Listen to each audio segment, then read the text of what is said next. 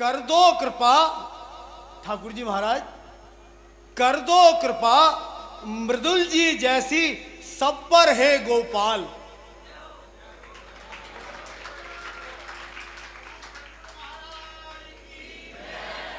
कर दो कृपा मृदुल जी जैसी सब पर है गोपाल, तेरे चरणों में लग जाएं सब निकल माया जाल। तेरे चरणों में लग जाएं सब निकल के माया जाल। श्री बिहारी जी मैं तुम्हें लखूं, श्री बिहारी जी मैं तुम्हें सतत लखूं, तुम देखो मोय नेक। श्री बिहारी जी मैं तुम्हें सतत लखूं, तुम देखो मोय नेक, और सबई मैं फेंक दूं। श्री बिहारी जी मैं तुम्हें लखूं, मोय देखो तुम नेक, तुम्हें मैं नैनन धरूं, तुम्हें मैं नैनन धरूं, और सबही दूं फेंक। एक मिनट। गौरव गौरव बढ़े दिन दूनो चौगुनो रात। गौरव गौरव जी को गौरव गौरव गौरव गौरव बढ़े दिन दूनो चौगुनो रात। अभी तो ये प्रभात है, अभी तो ये प्रभात है, बाकी पड़ी है रात।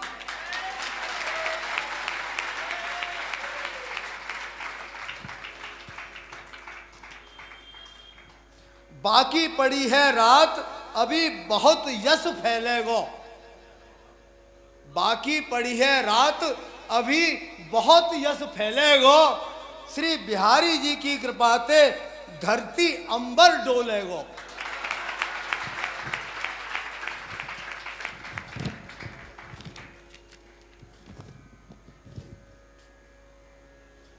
बोलवा के बिहारी लाल की जय।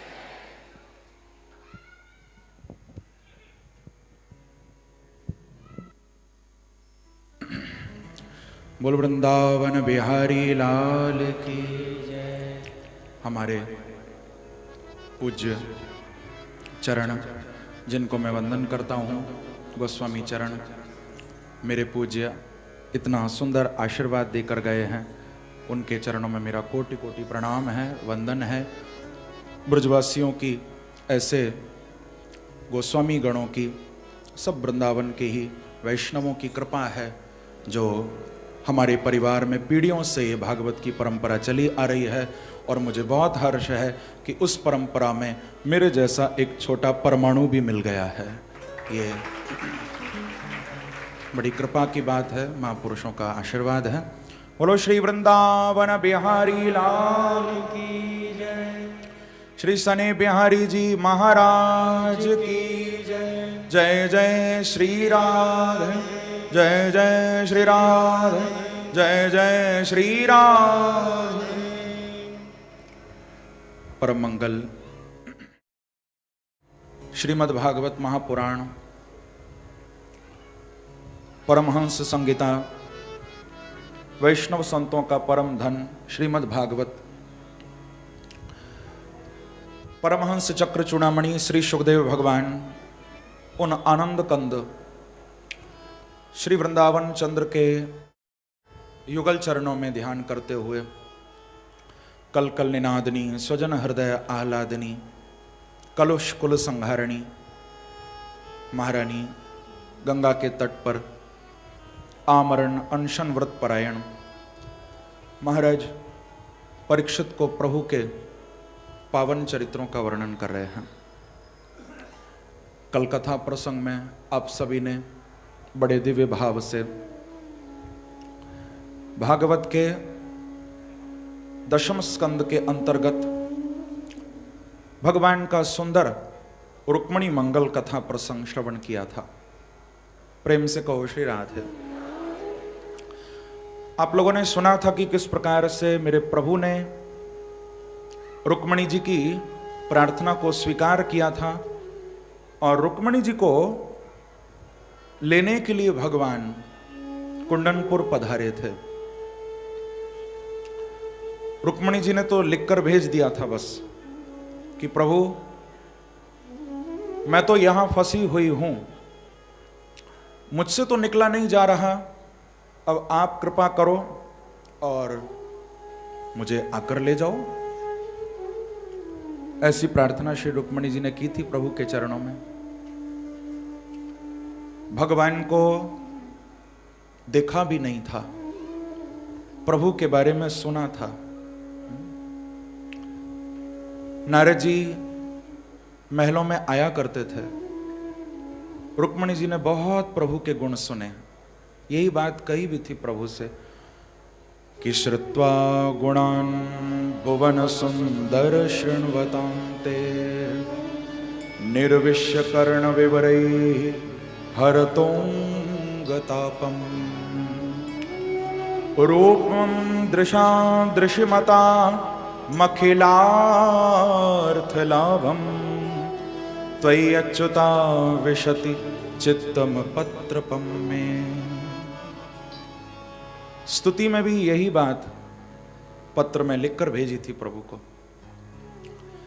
भगवान को कहा था कि हे प्रभु, अभी मैंने आपको देखा नहीं है, श्रुत्वा मैंने आपके बारे में खूब सुना है। क्या सुना है? तो ये भी बताया कि भुवन सुंदर्शन वतामते, मैंने ऐसा सुना है कि आप संपूर्ण भुवन में सबसे ज्यादा सुंदर हो।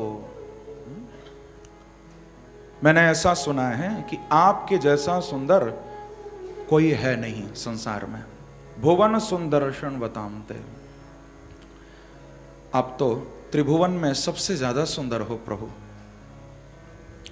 ये बात बिल्कुल सच्ची है बंधुओं।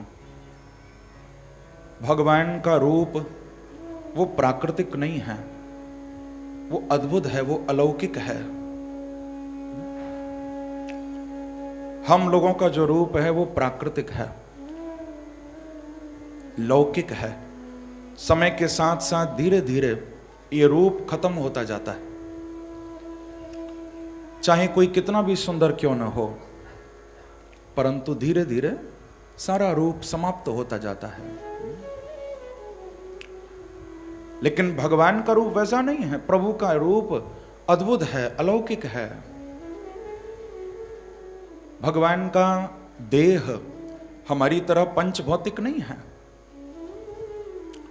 जो लोग ऐसा मानते हैं कि भगवान कृष्ण तो हमारी तरह ही इंसान हुए थे, हमारा जैसा ही शरीर था उनका, नहीं। प्रेम से कहो श्री राधे।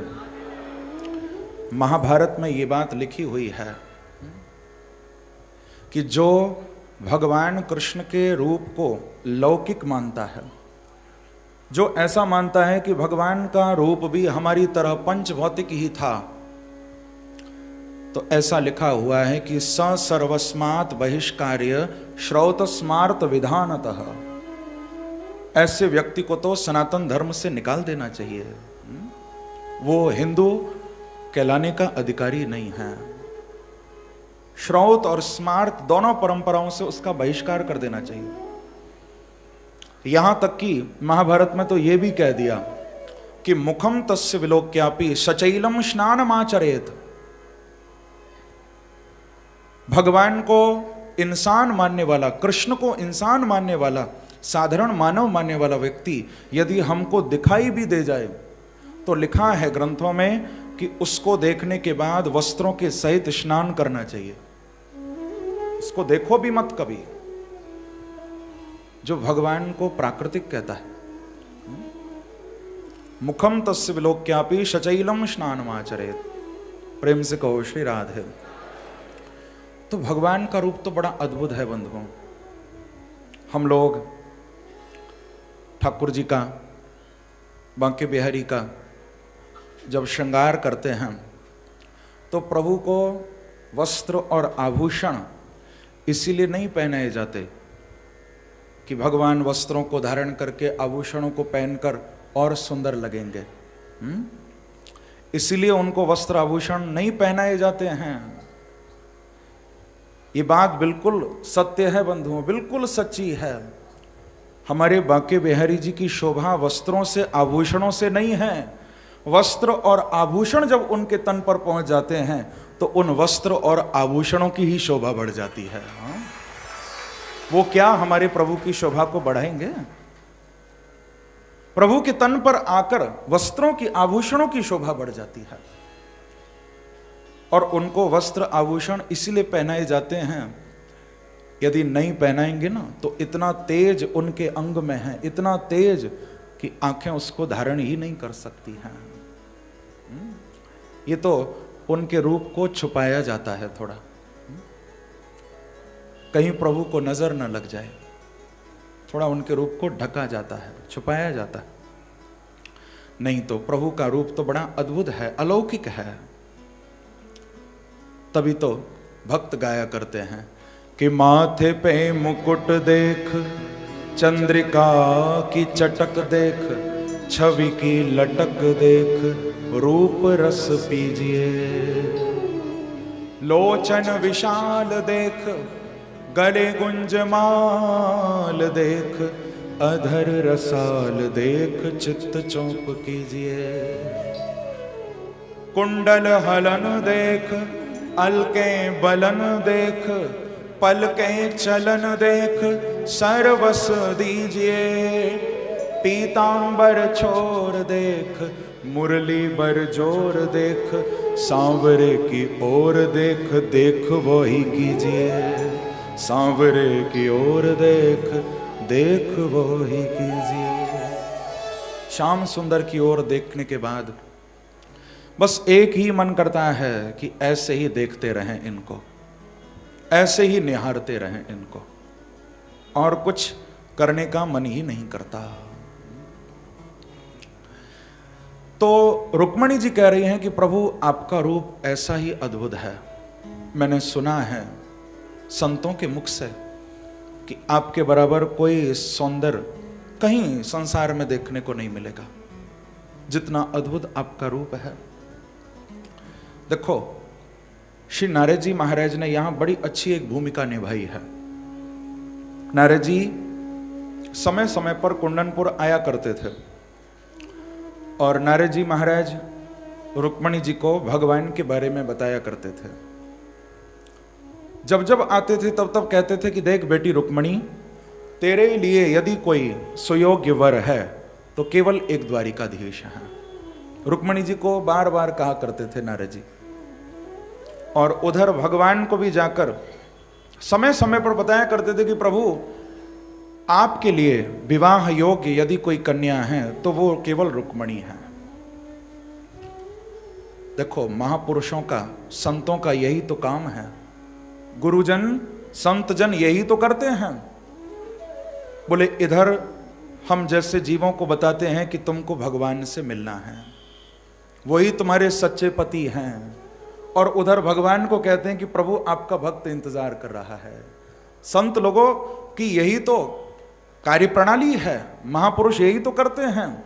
इधर से जीवों को उसकी ओर भेजते हैं और उधर से भगवान को जीव की ओर लाते हैं, और दोनों को ही लाकर बीच में मिलाते हैं। वही तो संत कहलाते हैं, वही महापुरुष कहलाते हैं। इधर से जीव को चलाते हैं, उधर से भगवान को चलाते हैं। तो श्री नारद जी महाराज ने रुक्मणी जी को भगवान की ओर झुकाया और प्रभु को रुक्मणी जी की ओर प्रार्थना की थी कि भगवान आप मुझे आकर अपनाइए, स्वीकार करिए।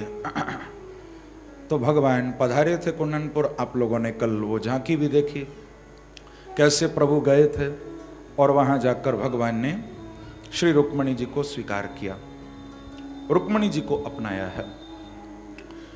बंधुओं, ये बात बिल्कुल पक्की है। लिखा लिखी की है नहीं, देखा देखी बात। लिखा लिखी की है नहीं, देखा देखी बात। दूल्हा दुल्हन मिल गए तो फीकी पड़ी बारात। बारात कौन सी है? ये संसार ही तो बारात है। और ये बारात हमको बड़ी अच्छी लग रही है, लेकिन ये बारात तभी तक दिखाई देती है जब तक दूल्हा नहीं मिलता। और जब दूल्हा मिल जाता है तो फिर बारात फीकी पड़ जाती है, पीछे रह जाती है। तो जिस दिन प्रभु जीवन में आ जाएंगे फिर ये बारात फीकी पड़ जाएगी सारी। तो भगवान रुक्मणी जी को लेकर वहां से चले हैं। श्री सुखदेव जी महाराज कहते हैं कि राजन, भगवान जब वहां से लेकर चले थे, रुक्मी ने जब ये बात सुनी, रुक्मी को बड़ा क्रोध आ गया था। रुक्मी भी सेना लेकर प्रभु के पीछे पीछे भागा था। भगवान तो बड़े प्रेम से रुक्मणी जी को लेकर जा रहे थे। क्या देखा प्रभु ने कि भगवान के रथ में आकर तीर पीछे से लग रहे हैं। भगवान ने कहा कि ये तीर कौन चला रहा है। जो पीछे मुड़कर देखा तो रुक्मी रथ लेकर, सेना लेकर आ रहा है, तीरों की वर्षा कर रहा है। भगवान बोले, अच्छा हमारे ऊपर ये तीर छोड़ता है, अभी देखता हूं उस साले को।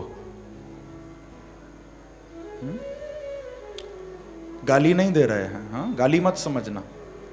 अरे अब रुक्मी साला ही तो हो गया भगवान का, प्रेम से कहो श्री राधे। प्रभु ने कहा अभी देखता हूं साले बाबू को। प्रभु ने भी धनुष बाण उठा लिए और रुक्मी के ऊपर तीरों की वर्षा की। पहले रथ को तोड़ा प्रभु ने, भगवान ने घोड़ों को रोका, सारथी को मारा और इस रुक्मी को पकड़ लिया है प्रभु ने। रुक्मी को पकड़कर सुदर्शन चक्र से बड़ा सुंदर इसका मुंडन किया प्रभु ने। आधे तो बाल काटे इसके, आधी मूंछ उड़ाई, आधी दाढ़ी इसकी काटी प्रभु ने। जब मारने के लिए भगवान तैयार हो गए तो रुक्मणी जी ने प्रभु के चरण पकड़ लिए हैं। रुक्मणी जी ने कहा कि नहीं नहीं प्रभु, चाहे कैसा भी है पर है तो मेरा भाई, आप छोड़ दो इसको, क्षमा कर दो, कोई बात नहीं। बलराम जी भी आए थे, बलराम जी ने भी समझाया भगवान को। तो श्री कृष्ण ने रुक्मी को जीवन दान दिया है, छोड़ दिया प्रभु ने। ये अपने नगर में वापस नहीं लौटा, कुंडनपुर के ही पास भोजकट नाम का नगर बसाकर ये रहने लगा है। इधर भगवान रुक्मणी जी को लेकर द्वारिका आए थे। बड़ा विधिवत पूर्ण वैदिक रीति से भगवान का पाणी ग्रहण संस्कार हुआ था। स्वयं ब्रह्मा जी ने आकर मंत्र पढ़े थे विवाह में। स्वयं महाराज भीष्मक ने आकर कन्यादान भी किया अपनी बेटी का। आज द्वारिकाधीश को रुक्मणी जी के साथ देखकर सारे द्वारिकावासी परम आनंद में डूब गए हैं। सुखदेव जी के शब्दों में हम सुने कि द्वारिकायाम अभूत राजन महामोदः पुरौकसाम रुक्मिण्या रमयोपेतम दृष्ट्वा कृष्णं श्रियः पतिम। आज द्वारिका में सबको परम आनंद हो रहा है। सुखदेव जी कहते हैं कि महामोदः पुरौकसाम, महान मोद, महान आनंद, खुशी सबको हो रही है। क्योंकि दृष्ट्वा कृष्णः श्रियः पतिम, आज श्री के पति साक्षात कृष्ण बने हैं। श्री का अर्थ होता है लक्ष्मी। श्रयते कृष्णेन यासा श्री, बोले जो कृष्ण की निरंतर सेवा करें वो है श्री यानी लक्ष्मी। लक्ष्मी तो निरंतर प्रभु की सेवा में लगी रहती है। तो आज लक्ष्मी स्वरूपा वो रुक्मणी जी भगवान को प्राप्त हुई हैं। लक्ष्मी जी का स्वरूप है साक्षात। बंधुओं याद रखना, लक्ष्मी आज तक किसी की पत्नी नहीं बनी है। यदि पत्नी बनी है तो किसकी? केवल नारायण की पत्नी बनी है लक्ष्मी, और किसी की पत्नी नहीं बनी। और जिसने लक्ष्मी को पत्नी बनाना चाहा, लक्ष्मी उसको पापों की ओर ले गई, उसको भोगों की ओर ले गई है, विनाश की ओर ले गई है। क्योंकि बंधुओं, आज व्यक्ति के जीवन में लक्ष्मी की तो उपासना है, लक्ष्मी की तो चाह है, लेकिन नारायण थोड़ा दूर होते जा रहे हैं। लक्ष्मी की तो चाह है पर नारायण पीछे होते जा रहे हैं, दूर होते जा रहे हैं। लेकिन याद रखना बंधुओं, लक्ष्मी की चाह तो खूब कर लेना। दीपावली आती है तो उस दिन कितना पूजा होती है ना लक्ष्मी की। इतना पूजा तो किसी की नहीं होती जितना दीपावली को लक्ष्मी की पूजा होती है। खूब तिजोरी की आरती हम लोग उतारते हैं, खूब लक्ष्मी की पूजा करते हैं। लेकिन अच्छी बात है, लक्ष्मी की पूजा करो, खूब खूब आरती उतारो, खूब भोग लगाओ लक्ष्मी को। लेकिन याद रखना, लक्ष्मी पर विश्वास मत करना कभी। पूजा खूब कर लेना लक्ष्मी की, लेकिन भरोसा नहीं, विश्वास कभी नहीं होना चाहिए। आरती खूब उतार लेना, खूब भोग लगा लेना, लेकिन पूजा करने के बाद लक्ष्मी पर विश्वास कभी मत करना। और हमारे बांके बिहारी की कभी पूजा करना या मत करना, लेकिन विश्वास करना तो बांके बिहारी के चरणों में करना। पूजा भले ही मत करो, लेकिन भरोसा, विश्वास प्रभु के चरणों में होना चाहिए। विश्वास रखो। लक्ष्मी पूजनीय है, लेकिन विश्वसनीय नहीं है, भरोसे के काबिल नहीं है लक्ष्मी। क्योंकि आज तक किसके पास टिक कर रही लक्ष्मी, ये तो बताओ थोड़ा। किसके पास टिक कर रही है? जिसके पास भी आती है एक न एक दिन चली जाती है वहां से। आज तक किसी के पास टिक कर लक्ष्मी नहीं रही है, सबको छोड़कर गई है। और यदि लक्ष्मी छोड़कर नहीं जाती तो क्या हुआ, एक दिन व्यक्ति तो छोड़कर चला ही जाता है ना, छोड़ना तो पड़ता ही है। लक्ष्मी नहीं जाएगी तो क्या हुआ, तुम तो चले जाओगे। तभी कबीरदास जी ने कहा कि कबीरा सो धन संचिए जो आगे को होए, कबीरा सो धन संचिए जो आगे को होए, शीस चढ़ाए गाठरी जात न देखा कोई। आज तक सिर पर रुपयों की, पैसों की गठरी रख के किसको जाते देखा गया? कौन गया है गठरी रख के सिर पर? जो भी गया है खाली हाथ ही तो गया है। कमा लो दौलत मन चाही, जुटा लो हीरे और मोती। कमा लो दौलत मन चाही, जुटा लो हीरे और मोती, पर इतना याद रखना तुम कि कफन में जेब नहीं होती। प्रेम से कहो श्री राधे। दौलत चाहे कितनी भी हम कमा लें, खूब हीरे मोती जुटा लें, लेकिन कफन में जेब नहीं बनी आज तक। लेकर कुछ भी नहीं जाओगे, सब यहीं छोड़ना पड़ेगा।